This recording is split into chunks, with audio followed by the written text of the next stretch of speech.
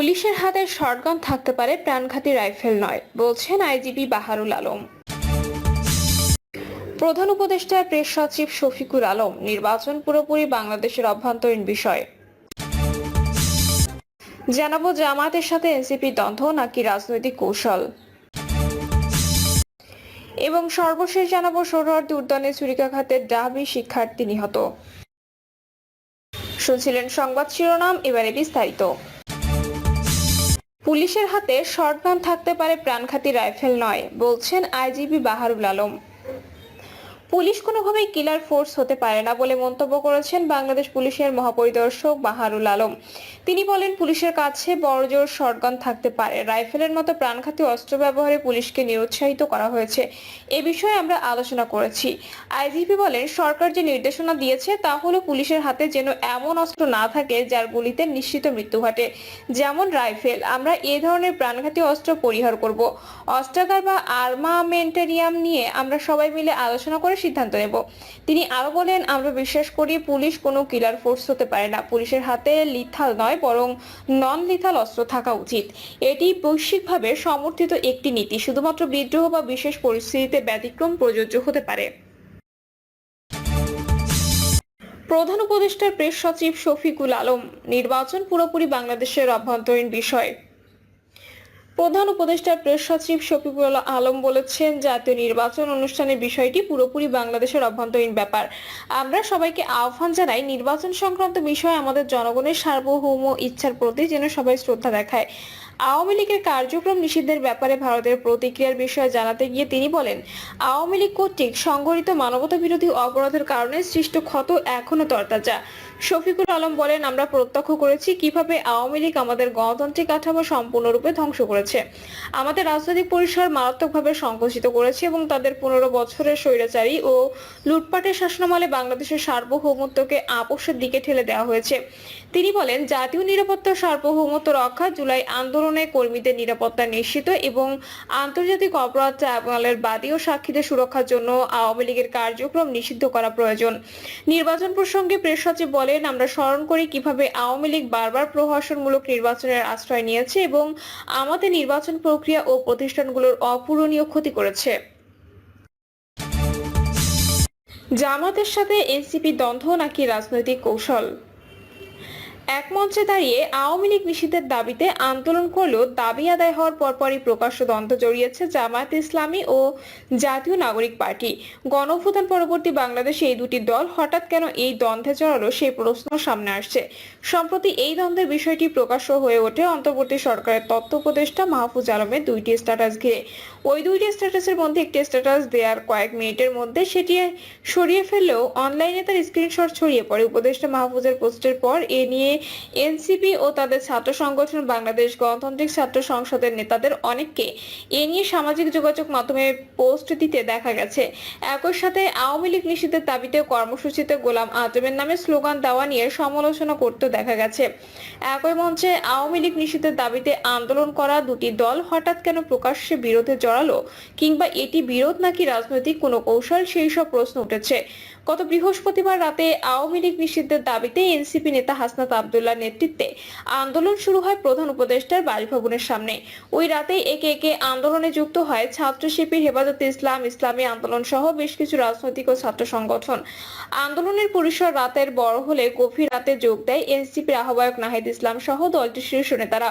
এই কর্মসূচিতে জনসমাগম বাড়তে শুরু করলে পরদিন শুক্রবার বিকেলে অবস্থান কর্মসূচির স্থান পরিবর্তন করে শাহবাগে নিয়ে যাওয়া হয়।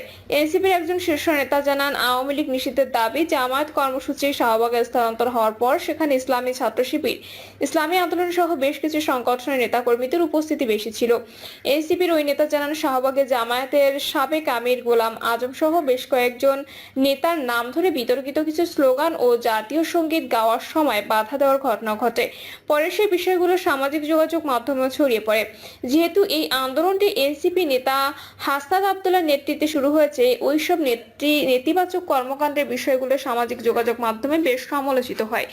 এনসিপির কেন্দ্রীয় একজন নেতা নাম প্রকাশ না করার শর্তে বলেন, এনসিপি মধ্যপন্থা রাজনীতিতে বিশ্বাসী, কিন্তু যখন অন্য কোনো সংগঠনের নেতিবাচক কর্মকাণ্ডের দায় এসে এনসিপির উপর পড়ে তখন সংগঠনের ভাবমূর্তি ক্ষুণ্ণ হয়। এ নিয়ে এনসিপি নেতাকর্মীদের অনেকেই এক ধরনের সংকটের মধ্যে পড়ে। এনসিপি সদস্য সচিব আক্তার হোসেন বলেন, গণতন্ত্রের মতো পার্থক্য থাকবে, কিন্তু সেগুলো কোনোভাবেই দেশের স্বার্থের জন্য ক্ষতিকর না হয় সেটা নিশ্চিত করাটা রাজনৈতিক দলগুলোর কর্তব্য। ৭১-এর মুক্তিযুদ্ধ নিয়ে আওয়ামী বয়ান থেকে যেমন নিস্তার চাই, একই সাথে সেই সময়ে জামায়াতের নেতৃবৃন্দ ও দলগতভাবে জামায়াতের যে অবস্থান সেটার স্পষ্ট ব্যাখ্যা আমরা চাই। আওয়ামী লীগ নিষিদ্ধের দাবিতে টানা আন্দোলনের মুখে রাতেই জরুরি বৈঠকে বসে অন্তর্বর্তী সরকার উপদেষ্টা পরিষদ। বৈঠকে আওয়ামী লীগের কার্যক্রম নিষিদ্ধের কথা জানানো হয় অন্তর্বর্তীকালীন সরকারের পক্ষ থেকে। আওয়ামী লীগের কার্যক্রম নিষিদ্ধের পর তথ্য উপদেষ্টা মাহফুজ আলম তার নিজের ভেরিফাইড ফেসবুক অ্যাকাউন্টে একটি স্ট্যাটাস দেন। সেখানে তিনি লেখেন, ৭১-এর প্রশ্ন মীমাংসা করতেই হবে, যুদ্ধাপরাধের সহযোগীদের ক্ষমা চাইতে হবে, বাংলাদেশ রাজনীতি করতে হলে পাকিস্তান পন্থা বাদ দিতে হবে, পাকিস্তান এদেশে গণহত্যা চালিয়েছে, সহযোগীদের ইনিয়ে বিনিয়ে গণহত্যার পক্ষে বয়ান উৎপাদন বন্ধ করতে হবে, জুলাইয়ের শক্তির মধ্যে ঢুকে সাবোটাজ করা বন্ধ করতে হবে, সাপ দিলে আসতে হবে।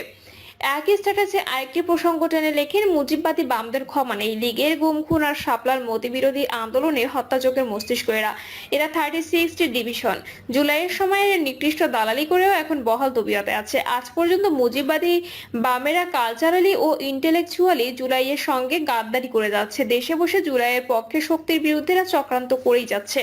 লীগের এসব বি টিম ও শিগগিরই পরাজিত হবে, অন্য কারো কাঁধে ভর করে লাভ নেই। মূলত মাহফুজের ওই স্ট্যাটাস ঘিরে সামাজিক যোগাযোগ মাধ্যমে ব্যাপক আলোচনা তৈরি হয়। এ নিয়ে জামায়াত ইসলামী ও ছাত্র শিবির নেতাকর্মীদের অনেককেই সামাজিক যোগাযোগ মাধ্যমে মাহফুজ আলমকে জড়িয়ে নেতিবাচক পোস্ট করতে দেখা যায়। এনসিপি সদস্য সচিব আক্তার হোসেন বলেন, আমরা মনে করি যে রাজনৈতিক শুদ্ধিতার আলাপ যিনি দিয়েছেন ৭১ প্রশ্নে সেই প্রশ্নের আসলে মীমাংসা হওয়া প্রয়োজন। আওয়ামী লীগ ৭১-এর চেতনাকে ঢাল হিসেবে ব্যবহার করেছে এবং জামায়াতে ৭১-এর যে ভূমিকা, জামায়াতও তাদের রাজনৈতিক অবস্থানকে ধর্ষার মধ্যে রেখেছে। এই কারণে ৭১ ইস্যু বারবার ঘুরে ফিরে আসে। এর পরদিন মাহফুজ আলম আরেকটি স্ট্যাটাস দিয়ে লেখেন, আমাকে নিয়ে নোংরামি করতেছো, ঝামেলা নাই, ফ্যামিলি টাইনও না, যুদ্ধাপরাধের সহযোগী রাজাকারেরা, এটা লাস্ট ওয়ার্নিং। আর যে চুপা শিবিররা এ সরকারের পথ বাগাইছো আর বিভিন্ন সুশীল ব্যানার খুলে পাকিস্তান পন্থা জারি রাখছো, তোমাদের পূর্বপুরুষ রাজাকার আর দালালদের তুলনায় আরো বেশি ভুগবা। এই পোস্ট দেওয়ার কিছুক্ষণ পরে অবশ্য স্ট্যাটাসটি নিজের ফেসবুক থেকে সরিয়ে ফেলেন তথ্য উপদেষ্টা মাহফুজ আলম। তবে স্ট্যাটাসের স্ক্রিনশট দ্রুত ছড়িয়ে পড়ে সোশ্যাল মিডিয়ায়। এসব বিষয় নিয়ে মাহফুজ আলমের সাথে যোগাযোগ করার চেষ্টা করা হলেও তিনি ফোন ধরেননি। জাতীয় নাগরিক পার্টি বা এনসিপি গঠনের পর থেকে তাদের বিরুদ্ধে জামায়াত শিবির সংশ্লিষ্টতার অভিযোগ তুলেও অনেককে সমালোচনা করতে দেখা গেছে। যদিও গণঅভ্যুত্থানের নেতৃত্ব দেওয়া শিক্ষার্থীদের এই সংগঠনটি বরাবরই তো অস্বীকার করে আসছিল।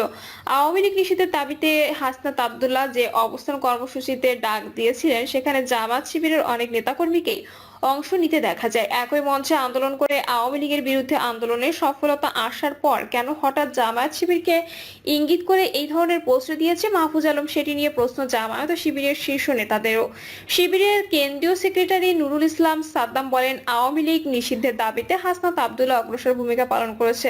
হাসনাত প্রশংসায় ভাসছেন, সেখান থেকে দৃষ্টি তার দিকে ফেরাতে হয়তো এমন ভাবে লিখেছেন। তিনি জানেন এতে বিতর্ক তৈরি হবে, ইন্টেনশনালি সেই দিকে ইন্ডিকেট করছেন। অনলাইনে সস্তা জনপ্রিয়তার জন্য করা হচ্ছে। এই জাতীয় কর্মকাণ্ডগুলো বিগত আওয়ামী লীগ সরকার করেছে। শাহবাগে গোলাম আজমকে নিয়ে স্লোগান কিংবা জাতীয় সঙ্গীত গাইতে বাধার বিষয়গুলো নিয়েও শিবির সেক্রেটারিকে প্রশ্ন করা হলে তিনি বলেন, ফেসবুকে স্ট্যাটাস না দিয়ে যারা জাতীয় সঙ্গীতে বাধা দিয়েছে বা অন্য বিতর্কিত কর্মকাণ্ড করেছে তাদের শাস্তির আওতায় আনা উচিত ছিল। জামায়াতের কেন্দ্রীয় সহকারী সেক্রেটারি জেনারেল হামিদুর রহমান প্রশ্ন রাখেন, একজন উপদেষ্টা একটি রাজনৈতিক দলকে উদ্দেশ্য করে এই কথা বলেছেন, সেটাকে তিনি বলতে পারেন? তিনি বলেন, তিনি উপদেষ্টা হিসেবে শপথ নিয়ে রাখবেন নাকি ঊর্ধ্বে উঠতে পারেননি, এটা তার শপথের সাথে সাংঘর্ষিক। কেউ যদি রাজনীতি করতে চায় তার উপদেষ্টা পদ থেকে সরে এসে রাজনীতি করা উচিত। এ নিয়ে জামায়াত ও শিবির নিজেদের মধ্যে একাধিক বৈঠকও করেছে। সেখানে কেউ কেউ মাহফুজ আলমের পদত্যাগের দাবিও তুলেছেন। যদিও আনুষ্ঠানিকভাবে সেই দাবি তুলবে কিনা সেই সিদ্ধান্ত এখনো নেওয়া হয়নি বলে জামায়াত ও শিবিরের নেতারা জানান। এর আগে গত মার্চে জামায়াত নিয়ে মাহফুজ আলমের ফেসবুক পোস্টে ঘিরে নানা বিতর্ক দেখা গেছে। সে সময় জামায়াত নিন্দা জানিয়ে বিবৃতিও দিয়েছিল। অস্বস্তিতে নাগরিক পার্টি ও জুলাই আগস্টের আন্দোলনের নেতৃত্ব দেওয়া শিক্ষার্থীদের নিয়ে জাতীয় নাগরিক পার্টি বা এনসিপি দলটি গঠনের পর থেকে জামায়াত ইসলামী বা ছাত্র শিবিরের সাথে এক ধরনের রাজনৈতিক মিত্রতাও ছিল। আওয়ামী লীগের নিষিদ্ধের দাবিতে একসাথে আন্দোলনও করেছে জামায়াত এনসিপি। এছাড়াও শেখ হাসিনা সরকার পতনের পর এই দুটি রাজনৈতিক শক্তির মধ্যে বিভিন্ন ধরনের মিত্রতাও ছিল। জামায়াত ইস্যু ঘিরে উপদেষ্টা মাহফুজ আলমের স্ট্যাটাস ঘিরে দল দুটির মধ্যে এক ধরনের টানাপোড়েনও তৈরি হয়। এনসিপির কেন্দ্রীয় কমিটির কেউ কেউ জামায়াত ইস্যুতে উপদেষ্টা মাহফুজ আলমের স্ট্যাটাস ঘিরে যে সমালোচনা তৈরি হয়েছে তা নিয়ে অস্বস্তির কথাও বলেছেন। এনসিপির সিনিয়র যুগ্ম মুখ্য সমন্বয়ক আব্দুল হান্নান মাসুদ তার ভেরিফাইড ফেসবুক অ্যাকাউন্টে লেখেন, এমন বিভাজন আর বিভক্তি কারোর জন্যই কল্যাণ বয়ে আনবে না। ফেসবুকে পোস্ট দিয়ে যে বিভক্তি কিংবা বিভাজনকে আপনারা উস্কে দিচ্ছেন, এর পরিণতি পুরো জাতিকেই ভোগাবে। শুধুই বলবো, আপনারা ফাঁদে পড়েছেন অথবা অজান্তে নিজেরাই নিজেদের মধ্যে জন্য ফাঁদ তৈরি করেছেন। এনসিপির পক্ষ থেকে একটি বিবৃতি দেওয়া হয়েছে। বিবৃতিতে বলা হয়েছে, যারা 1971 সালে এই জনপদের মানুষের জনযুদ্ধের বিরুদ্ধে অবস্থান গ্রহণ করেছিল এবং যাদের বিরুদ্ধে গণহত্যা সহযোগিতার অভিযোগ রয়েছে, আমরা চাই তারা নিজেদের সুস্পষ্ট রাজনৈতিক অবস্থান জাতির সামনে ব্যাখ্যা করে জাতীয় সমঝোতা ও ঐক্যকে সুদৃঢ় করবে এবং 24-এর অভ্যুত্থানের জন আকাঙ্ক্ষাকে বাস্তবায়নে সহযোগিতা হবে। এনসিপির একাধিক নেতার সাথে কথা বলে জানা গেছে, উপদেষ্টা পরিষদে থাকলেও দলের নেতাদের উপর মাহফুজ আলমের প্রভাব রয়েছে, যে কারণে তার ওই ফেসবুক স্ট্যাটাসের পর দলের পক্ষ থেকে আনুষ্ঠানিকভাবে বিবৃতি দেওয়া হয়েছে। প্রিয় দর্শক, এই ছিল এখনকার সর্বশেষ সংবাদ। আপডেট সব সংবাদ পেতে চ্যানেলটি সাবস্ক্রাইব করে বেল আইকনটি ক্লিক করে রাখুন।